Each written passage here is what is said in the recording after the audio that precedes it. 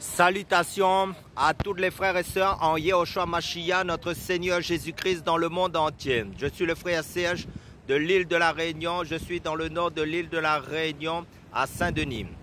Nous sommes le lundi 14 juillet 2025. Salutations à tous ceux qui sont en Europe, en Asie, en Afrique, dans la grande île de Madagascar, que ce soit en Espagne, que ce soit en Belgique, en Roumanie, que ce soit dans les îles de l'océan Indien, que ce soit l'île Maurice, que ce soit dans les Seychelles, que ce soit dans les îles de la Martinique, de la Guadeloupe, que ce soit en Tahiti. Salutations à tous et bienvenue sur ma chaîne. Et bienvenue à toutes les nouvelles personnes qui se connecteront à ma chaîne.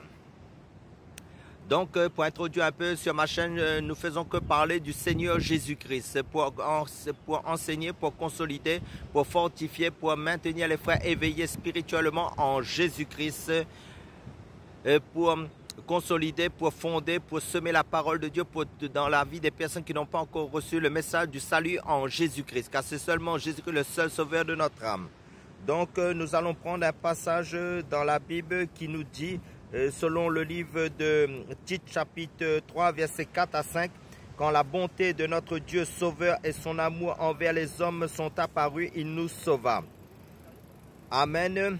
Selon Tite chapitre 3 versets 4 à 5. Donc quotidiennement les médias se chargent de nous brosser un sombre tableau du monde face à tant de souffrances.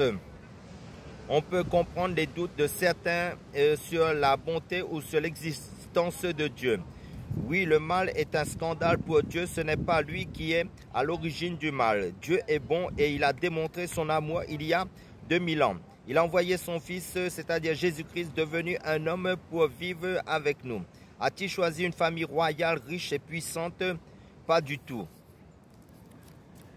Jésus est né comme un humble enfant dans une famille de conditions modestes en Israël. Lui, le Dieu Tout-Puissant, a vécu dans la pauvreté selon 2 Corinthiens chapitre 8 verset 9 qui nous parle de cela. Il a exercé un métier de manuel, celui de charpentier. En parcourant les chemins d'Israël, il a rencontré nos misères, les misères des Juifs, des gens, des handicaps divers, des maladies incurables qui touchent même les enfants, des présences démoniaques, tout ce que la condition humaine comporte de tragique. Il a consolé, il a guéri, il a même ressuscité des morts. Et cela malgré l'hostilité de beaucoup de ses contemporains.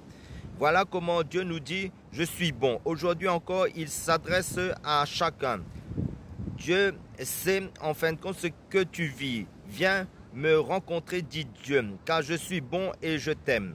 Cet amour, Jésus l'a manifesté jusqu'à la mort. Il a souffert à la croix et le juste pour les injustes, afin de nous amener à Dieu. Selon 1 Pierre chapitre 3 verset 18, lui a porté nos souffrances et s'est chargé de nos douleurs. Le châtiment qui nous donne la paix a été sur lui. Et par ses meurtrissures, nous sommes guéris. Selon Ésaïe chapitre 53 verset 4 à 5. Amen. Alléluia. Soyez tous bénis.